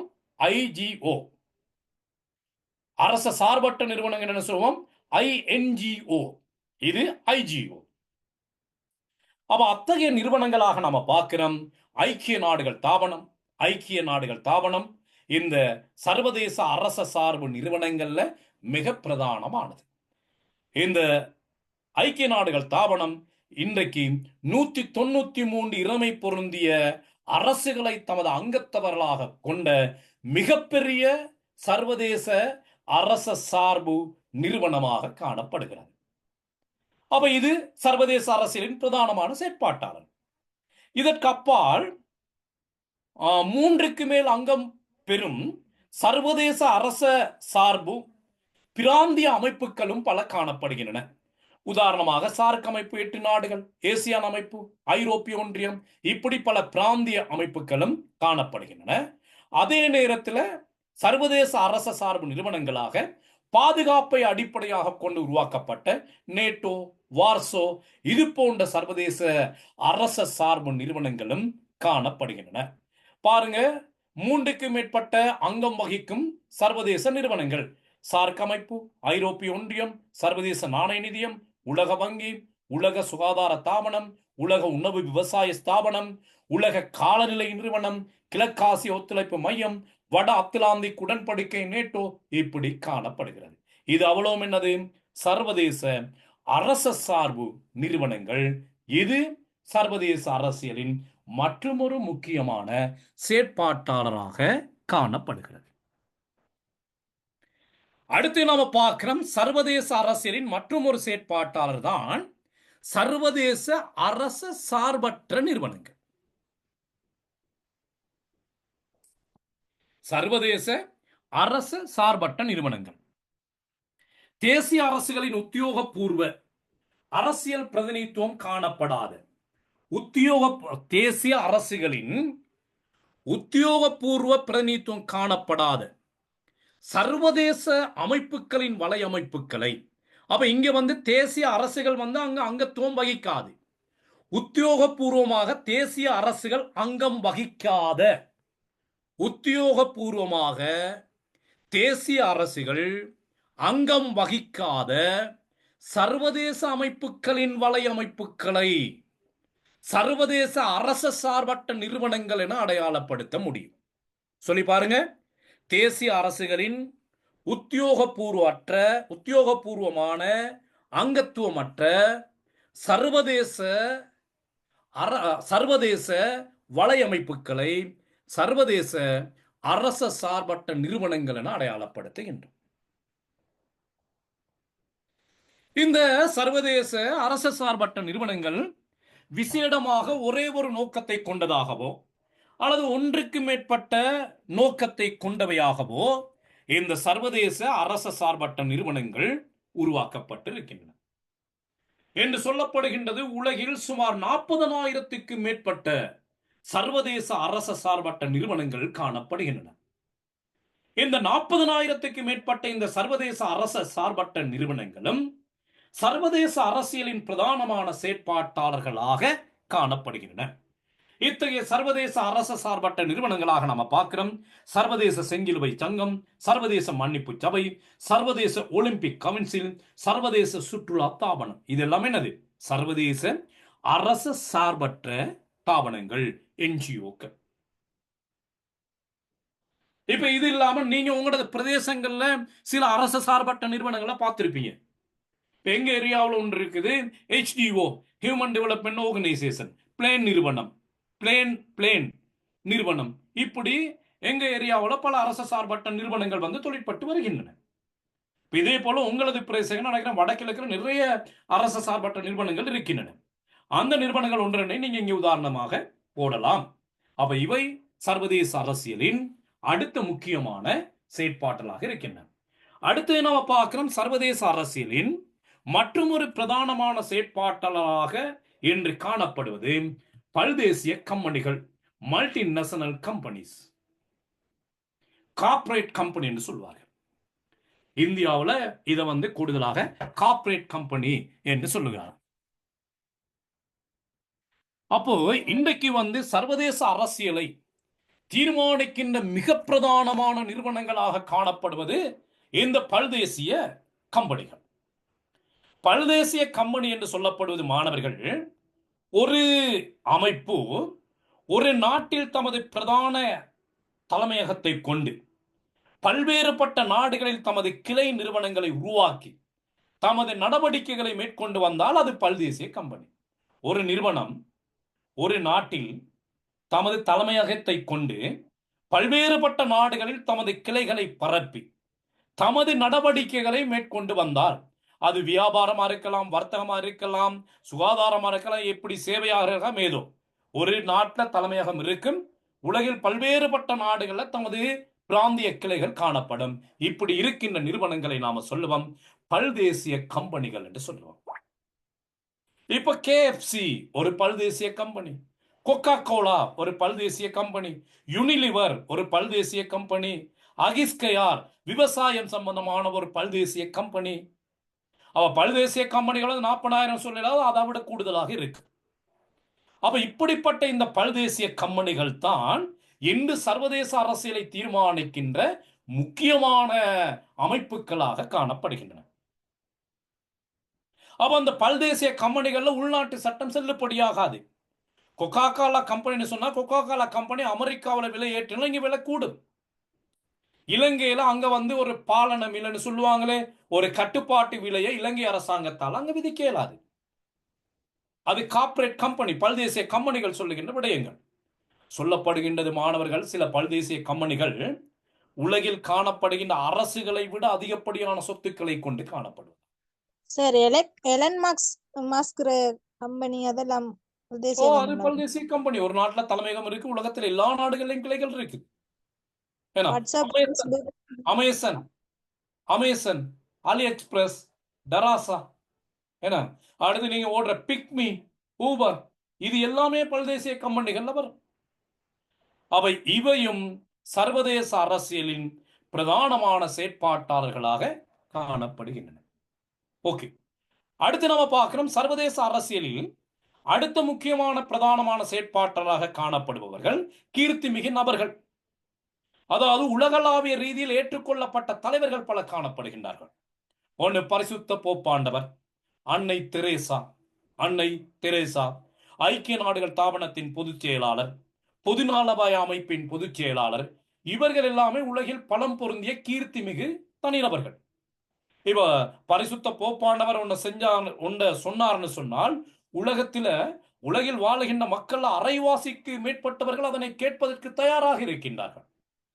அவருக்கு சுகமில்லைன்னு சொன்னால் உலகில் வாழுகின்ற அரைவாசிக்கு மேற்பட்ட மக்கள் அவருக்காக பிரார்த்தனையில ஈடுபட்டு கொண்டிருக்கின்றார்கள். அப்ப அவர்கள் சர்வதேச அரசியலை தீர்மானிப்பதில், சர்வதேச அரசியல்ல பிரதானமான செயற்பாட்டாளர்களாக இருக்கின்றார்கள் இந்த கீர்த்திமிகு தலைவர்கள். அடுத்த அதிகாரமிக்க தலைவர்கள் என்று சொல்லுகின்ற பொழுது நாங்க பார்த்தீங்கன்னு சொன்னால் சில தலைவர்கள் தமது நாட்டில் மாத்திரம் அல்ல, சர்வதேச நாடுகளை கட்டுப்படுத்தக்கூடிய திறனுடையவர்களாக இருப்பார்கள். உதாரணமாக அமெரிக்க ஜனாதிபதி Donald Trump, Barack Obama, Bill Clinton, தென்கொரிய ஜனாதிபதி Kim Jong Un, Nelson Mandela, Margaret Thatcher, Vladimir Putin, இப்போ அடுத்து செலன்ஸ்கி, யுக்ரைன் நாட்டு ஜனாதிபதி. இப்ப இவர்கள் எல்லாம் எப்படின்னு சொன்னால் சர்வதேச அரசியலை இவர்கள் தீர்மானிக்கின்றார்கள். இஸ்ரேலிய ஜனாதிபதி, அமாஸ் இயக்க தலைவர்கள். இப்ப இவர்கள் எல்லாமே யுத்தம் வேண்டுமா இல்லையான்னு சொல்லி தீர்மானிக்கிற இஸ்ரேல் நாட்டு ஜனாதிபதி. 3ஆம் உலகமா யுத்தம் வேண்டுமா இல்லையான்னு தீர்மானிக்க போறது ரஷ்ய ஜனாதிபதி. அப்ப இவர்கள் இத்தகைய அதிகாரமிக்க தலைவர்கள். முதல்ல பார்த்தது கீர்த்திமிக்க தலைவர்கள். இவர்களும் சர்வதேச அரசியலின் பிரதான செயற்பாட்டாளர்களாக காணப்படுகின்றனர். அடுத்து நம்ம பார்க்கிறோம் பயங்கரவாத குழு. இதெல்லாம் அரசு சார்பற்ற நிறுவனங்கள் தானே சேர்ந்து இப்ப இது செய்யறதெல்லாம்? இல்ல, அரசு சார்பற்ற நிறுவனங்கள் நாம இங்க பாத்துருங்க பாருங்க. இதுதான் அரசு சார்பற்ற நிறுவனங்கள். இது ஒரு வகை. இதெல்லாம் சர்வதேச அரசியலின் மற்றும் ஒரு செயற்பாட்டாளர். அரசு சார்பற்ற அமைப்புகள் இவைத்தான் நாம் பார்த்திருந்தோமே. இது சர்வதேச அரசியலின் மற்றும் ஒரு செயற்பாட்டாளர். ஓகே, கிளியரா? ஓ சார், 2023ல ஒரு கேள்வி ஒண்ணு வந்து முடிச்சிருவோமே, கொஞ்சம் வெயிட், இது முடிச்சிருவோமே. அப்ப இடையில நோட்ஸ் குழம்புமே, முடிச்சிட்டு இது எக்ஸாம் பேப்பரையும் பார்த்துட்டு போனா லேசா இருக்கு சார். நல்ல விளக்கமா இந்த செக்ஷனை முடிச்சிருவோமே, நான் சொல்றதை கொஞ்சம் கேளுங்களே. இந்த ஓகே செக்ஷனை சார். முடிச்சா தானே இந்த கேள்வியை பார்க்கலாம். Right, okay. அடுத்து நம்ம பார்க்கிறோம் பயங்கரவாத குழுக்கள். சரி, சர்வதேச அரசியலில் தற்காலத்தில் சர்வதேச அரசியலை தீர்மானிக்கின்ற மற்றும் ஒரு பிரதான அமைப்பாக காணப்படுவது டெரரிசம், பயங்கரவாத குழுக்கள். பயங்கரவாத குழுக்கள் இந்த சர்வதேச அரசியல உலக நாடுகளுக்கு சவால் விடக்கூடிய அளவுக்கு இன்று வளர்ந்திருக்கின்றது. பின் லேடன், அதே போல ஹெல்டிடி, இப்படி தமிழில் விடுதலை புலிகள், இப்படிப்பட்ட பயங்கரவாத குழுக்கள் சர்வதேச அரசியலின் பிரதானமான செயற்பாட்டாளர்களாக இன்றைய நாளில் மாறி இருக்கின்றார்கள். அடுத்தது நம்ம பார்க்கிறோம் என்னது, சர்வதேச வங்கிகள். சர்வதேச அரசியலை தீர்மானிக்கின்ற சர்வதேச அரசியலின் மற்றும் ஒரு செயற்பாட்டாளர்களாக காணப்படுவது சர்வதேச வங்கிகள். சர்வதேச கம்பெனிகள்ல பிரிதொரு வகைத்தான் இந்த சர்வதேச வங்கிகள். அப்ப இந்த சர்வதேச வங்கிகள் தான் ஒரு நாட்டினது நாணய மாற்று வீதத்தை தீர்மானிக்கின்றது. அமெரிக்க டாலர் என்ற பெறுமதி எவ்வளவு, குவைட் டினர் பெறுமதி எவ்வளவு, ஆஸ்திரேலிய டாலர் என்ற பெறுமதி எவ்வளவு, சீனா யுவான் பெறுமதி எவ்வளவு, ஜப்பான் எண்ணினது பெறுமதி எவ்வளவு என்பதை தீர்மானிக்க போறது இந்த சர்வதேச வங்கிகள். அப்ப இவை சர்வதேச அரசியலின் பிரதானமான செயற்பாட்டாளர்கள். அடுத்து நம்ம பார்க்கிறோம் சர்வதேச அரசியலின் அடுத்த பிரதானமான செயற்பாட்டாளர்கள் பிராந்திய அமைப்புகள். பிராந்திய அமைப்புகள் என்று சொல்லுகின்ற பொழுது மூன்றுக்கு மேற்பட்ட நாடுகள் உருவாக்கி கொண்ட சில பிராந்திய அமைப்புகள். உதாரணமாக அமெரிக்க அரசுகளின் அமைப்பு, ஆப்பிரிக்க அமைப்பு, அரபு லீக் அமைப்பு, ஆசியான், சார்க், ஐரோப்பிய ஒன்றியம், இவை எல்லாமே பிராந்திய அமைப்புகளாக இருக்கின்றன. அடுத்து நாம பார்க்கிறோம் என்னது, நட்பு கூட்டுக்கள். நட்பு கூட்டுக்கள் என்று சொல்லுகின்ற பொழுது சில நாடுகள் ஒன்று சேர்ந்து, அந்த நம்ம கூட்டு சமஷ்டி பார்த்தமே, சில நாடுகள் ஒன்று சேர்ந்து உருவாக்கி கொண்ட கூட்டமைப்புகள். உதாரணமாக ஐரோப்பிய ஒன்றியம். அப்ப இத்தகைய நட்பு கூட்டுக்களும் சர்வதேச அரசியலின் பிரதானமான செயற்பாட்டாளர்களாக காணப்படுகிறது. இது இல்லாம மாணவர்கள் இந்த எத்தனை விடயங்கள் பார்த்திருக்கிறோம்? 10 விடயங்கள். இந்த விடயங்கள் இல்லாமல் சர்வதேச அரசியலின் இன்னும் பல அம்சங்களும் செயற்பாட்டில் தாக்கம் செலுத்துகிறது. உதாரணம் HIV, புவி வெப்பமடைதல், நீர் பற்றாக்குறை, இயற்கை அனர்த்தம், கொரோனா. முக்கியமாக அண்மை காலத்துல சர்வதேசத்தை முழுமையாக முடக்கிய சர்வதேச செயற்பாட்டை எந்த நாடோடு தொடர்பு கொள்ளணும், எந்த நாட்டோடு தொடர்பு கொள்ளக்கூடாது என்பதை தீர்மானித்த பிரதான அம்சமாக காணப்படுது கொரோனா. அவ இவையும் சர்வதேச அரசியலை தீர்மானிக்கின்ற சர்வதேச அரசியலின் பிரதானமான செயற்பாட்டாளர்கள் என்று நீங்க விடைய கொடுக்கணும். ரைட், இப்போ வாங்க. யாரு அந்த கேள்வி அவசரமா ஒரு புள்ள கேட்டுக்கொண்டே இருந்தது? இப்ப வாங்கலாம், எனக்கு இப்ப கேளுங்க. 2023 சர்வதேச முறையின் அபிவிருத்தியில் அரசு சாரா செயற்பாட்டாளர்களின் செல்வாக்கை விவரிக்கு. அப்ப அப்படி வந்ததுன்னு சொன்னால், அப்படி ஒரு கேள்வி வருமா இருக்குமானால், நீங்க இந்த அரசு சார்பான நிறுவனங்கள் 2 பார்த்தும் தான் என்னாமோ, எது சர்வதேச அரசியலின் அரச சார்பு நிறுவனங்கள். ஒன்று என்ன பார்த்திருக்கிறோம்? அரசு தொடர்பான நிறுவனங்கள், அடுத்தது தேசிய அரசுகள். இவை 2ஐயும் தவிர மற்றது எல்லாவற்றையும் நீங்க அரச சார்பற்ற நிறுவனங்களாக அடையாளப்படுத்தலாம். அங்க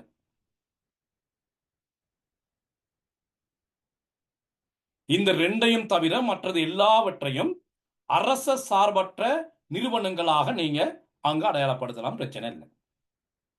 அவ்வளவும் அடையாளப்படுத்திட்டு இவற்றோடு அரச சார்பான செயற்பாட்டாளர்களும் காணப்படுகின்றன. தேசிய அரசுகள், சர்வதேச அரச சார்பு நிறுவனங்கள் இவையும் காணப்படுகின்றன என்று நீங்க விடயம் முடிச்சீங்கன்னு சொன்னால் ஒரு தரமான விடையாக இருக்கும். வேற கேள்வி? 2022ஆம் ஆண்டு சர்வதேச சமூகத்தில் பிரதான செயற்பாட்டாளர்களினுடைய பண்புகளை ஆராய்க என்று சொல்லி வந்திருக்கிறது சார். பண்புகள் தான் இதான அந்த பண்புகள். இப்ப நாம பார்த்தே தான் பண்புகள். பண்புகள்னு சொன்னாலும் சரி, செயற்பாட்டாளர்கள் என்று கேட்டாலும் சரி, இதான் விட. ஓகே, வேற அவ்வளோதான் சார். Right, okay. 2 பகுதி இன்னைக்கு ஃபுல்லா படிச்சிருக்கிறோம். இந்த 2 பகுதி சம்பந்தமா உங்களோட மனப்பதிவு என்னது? இந்த 2 பகுதியில கேள்வி வந்தா செய்யலாமா? ஓ சார். செய்யலாம். என்ன அத்திவீரன் சத்தமே இல்ல.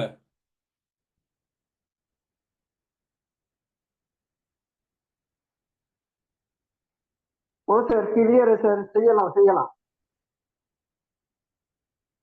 Right, okay. என்ன தொடர்ந்து இன்னும் 2 செக்ஷன் மட்டும் தான் உங்களுக்கு படிப்பிக்க இருக்குது. சரியா? அதில் ஒன்று இந்த இது என்னது, இந்த கூட்டு பாதுகாப்பும் அதிகார சமநிலையும், அடுத்தது இந்த ஐக்கிய நாடுகள் தாபனம் சம்பந்தமாக, ஐக்கிய நாடுகள் சபை தொடர்பாக தொடர்ந்து படிக்கிறதா போதுமா? இன்னொரு கிளாஸ்ல பார்ப்போமா? இன்னொன்று வெளிநாட்டு கொள்கை. வெளிநாட்டு கொள்கை எனக்கு அது நோட்ஸ் கொஞ்சம் கிடைக்கல. முடிஞ்சால் தான் நான் படிப்பிப்பேன். இல்லைன்னு சொன்னால் நான் படிப்பிச்சதில் உங்களுக்கு 7 கேள்வி வரும். 7ல் 8 கேள்வியும் வரும். நீங்க அதெல்லாம் இருக்குதானே சார் உங்கள்ட்ட நோட்ஸ்? நோட்ஸ் என்கிட்ட இருக்குதான்னு எனக்கு வெளிநாட்டு கொள்கை இல்லைன்னு நினைக்கிறேன். இதுல போட்டிருக்கேனா வெளிநாட்டு கொள்கை நோட்ஸ் உங்களுக்கு? இல்ல சார். இல்ல, அதை விட்டுருங்க. அது பாப்போம், தேவைப்பட்டா நான் படிப்பிக்கலாம். Okay sir. நாம எல்லாத்தையும் போட்டு மண்ணு கட்டுவானே. நமக்கு இப்ப 5 கேள்வி செய்யறதுக்கு தாராளமா இருக்குதானே. இப்ப 2 பேப்பர் எடுத்து பாருங்க. 2 பேப்பர்ல 5 கேள்வி செய்யக்கூடியதா இருக்குதான்னு சொல்லி 2022ஆம் ஆண்டு பேப்பர் எடுங்க பாப்போம். 5 கேள்வி செய்யக்கூடியதா இருக்குன்னு பாருங்க. 2022 பேப்பர் எடுத்து எனக்கு 5 கேள்வி வாசிங்க ஒரு ஆள் குயிக்கா. யாராவது வாசிக்க தெரிஞ்ச ஆள் இருந்தா?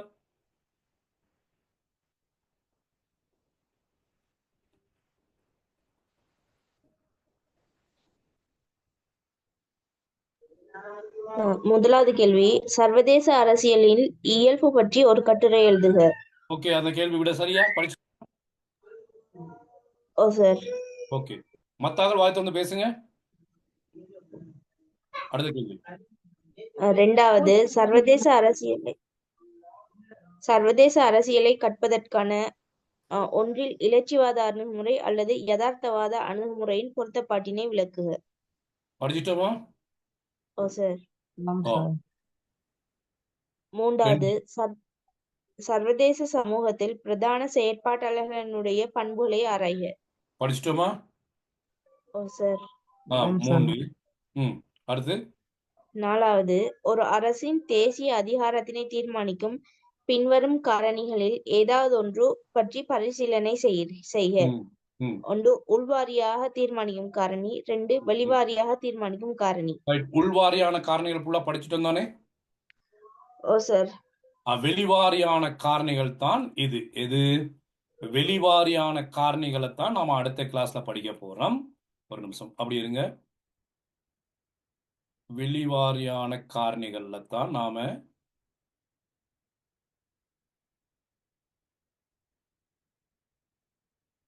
அடுத்த கிளாஸ்ல பார்க்க போறோம். கூட்டு பாதுகாப்பும் அதிகார சமநிலையும், இதான் வெளிவாரியான காரணிகள். உள்வாரியான காரணிகள் எழுதலாம் தானே? ஓகே. ஓ சார். எத்தனை கேள்வி ரெடி இப்போ? 3 ஓகே சார். 4. ரைட், அடுத்த கேள்வி. 5வது கேள்வி, தேசிய நலனை அடைந்து கொள்வதற்கான ஒரு கருவி என்ற வகையில் பின்வருவனவற்றில் ஏதாவது ஒன்றினுடைய வகைப்பங்கை விவரிக்குக.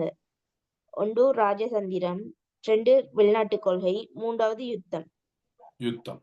அதுல ராஜதந்திரம் ஃபுல்லா படிச்சு முடிச்சிட்டோம் தானே? ஓ சார். அப்ப எத்தனாவது கேள்வி இப்ப விட தெரியும்? 5. ரைட், அடுத்தது. 6வது, அரசுகளினுடைய வெளிவாரியான நடத்தைகளை முகாமை செய்வதில் பின்வருவனவற்றுள் ஏதாவது ஒன்றினுடைய செயற்றிறனை பகுப்பாய்வு செய்க. 1 அதிகார சமநிலை எண்ணக்கரு, 2வது சர்வதேச சட்டம். ரைட். இப்ப அது நாம அடுத்த கிளாஸ்ல நாம அதை படிப்போம். அது அதிகார சமநிலையையும் கூட்டு பாதுகாப்பையும். Okay sir. ஓகே. அந்த கேள்விக்கு இந்த செமினார் கிளாஸ்ல படிக்கல. ஓகே, என்னோட பழையாக்கள் படிச்சு முடிச்சிட்டாங்க. அந்த வினாவுக்கு செமினார் கேள்வியில இன்னும் நாம படிக்கல. அடுத்த கிளாஸ்ல படிப்போம். ஓகே, அடுத்தது. உம். 7வது, உலக சமாதானம் மற்றும் பாதுகாப்பினை முகாமை செய்வதற்கான கருவி என்ற வகையில் கூட்டு பாதுகாப்பு பற்றி ஒரு விமர்சன கட்டுரை எழுதுக. Right, okay. கூட்டு பாதுகாப்பு. அப்ப இது என்னது? வெளிவாரியான காரணிகளுக்கும் இதை தான் படிக்க போறோம். கூட்டு பாதுகாப்பு தனி கேள்வியும் வரும். அப்ப அடுத்த கிளாஸோட ஓகே, ரைட். அடுத்தது. 8வது கேள்வி, பின்வருவனவற்றுள் ஏதாவது இரண்டினை சுருக்க குறிப்பு எழுதுக. 1. ஊடுருவல் மற்றும் தலையிடுதல். 2வது, ஐக்கிய நாடுகள் சபையும் உலக சமாதானமும். 3வது, ஆயுத கட்டுப்பாடு மற்றும் பரிகரணத்தின் இயல்பு. Right, okay. அந்த 8வது கேள்வி படிப்பிக்க முடியுமான்னு எனக்கு தெரியல. டைமை பொறுத்து பார்ப்போம். அப்ப மற்ற 7 வினாக்களுக்கும் விடை எழுதக்கூடிய வகையில அடுத்த கிளாஸ்ல நீங்க ரெடி ஆகிருவீங்க. அடுத்த பேப்பர்ல அப்படித்தான் இருக்கும். அதுல இத்தனைக்கு நீங்க விடை எழுதணும், 5க்கு தானே. இப்ப ஓ இந்த சார். பேப்பர்ல 5க்கு சுவரா விடை எழுத முடியுத்தானே? ஓ சார். எல்லாருக்கும் முடியுத்தானே மத்தாக்கள்?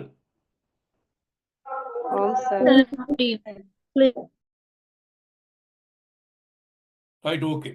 அப்ப நாம இப்ப நீங்க இப்ப இன்னைக்கு படிப்பிச்ச ரெண்டையும் உள்ள தெளிவா பார்த்துக்கொள்ளுங்க. இன்னும் சார், ஒரு ஓ மற்றது என்னண்டா தேசிய நலன், அது மட்டும் கொஞ்சம் விளங்கல சார். தேசிய நலன் படிப்பிக்க இல்ல. தேசிய நலன். ஓகே, அது ஓகே. பாஸ் பேப்பர்ல பாப்போம், பாப்போம். போட்டிருக்கு. ஓகே, பாப்போம். இப்படிதான் நீங்க இப்ப 8 கேள்விக்கும் ஒரு ஒரு செமினார்ல நீங்க ஆயத்தப்படுத்த ரெடி பண்ண போவாங்க. உங்களுக்கு 5 கேள்வி ஒரு பேப்பர்ல செய்ய முடியுத்தானே? ஏன்னா ஓ சார். அப்ப ஏன் நீங்க இன்னும் அந்த படிப்பிக்காத விடயத்தை பத்தி இங்க பேசிக் கொண்டிருக்கிறீங்க? உங்களுக்கு நான் இப்ப அவ்வளவும் படிப்பிச்சு ரெடி ஆக போறீங்களா? இப்ப நான் சொன்னதை மட்டும் படிப்பிச்சு 5 கேள்விக்கு விடை எழுத போறீங்க? நீங்க அதான். சொன்னது மட்டும். ஏன் நீங்க சும்மா தலையில சுமையை தூக்கி போட்டுக் கொள்றீங்க? இப்ப முழு சிலபஸும் இங்க படிப்பிக்க இயலாது. இல்ல சார், தேசிய நலன்ல ராஜதந்திரம், வெளிநாட்டு கொள்கை எல்லாம் இருக்கு சார். அப்ப அதுக்கு கீழே வரும் தானே சார். அது கொஞ்சம் ஈஸியா இருக்குது, எழுதி கொள்ளலாம். அதுக்கு தான் சார் கேட்டேன். Okay, okay. நான் பார்க்கிறேன். பார்த்துட்டு டைம் இருக்குமா தான் நான் இன்னொரு எக்ஸ்ட்ரா கிளாஸ் போடுறேன். அடுத்த கிளாஸ் வந்து அடுத்த செவ்வாய்க்கிழமை நடக்கும். அப்ப அடுத்த செவ்வாய்க்கிழமையோட உங்களுக்கான 302க்குரிய பகுதியும் ஓகேயா முடிஞ்சிடும். சரி, இப்போ நீங்க அந்த கொடுத்த 2500 ரூபாய்க்கு பிரயோசனமான முறையில வேலைகள் நடந்துட்டுதா?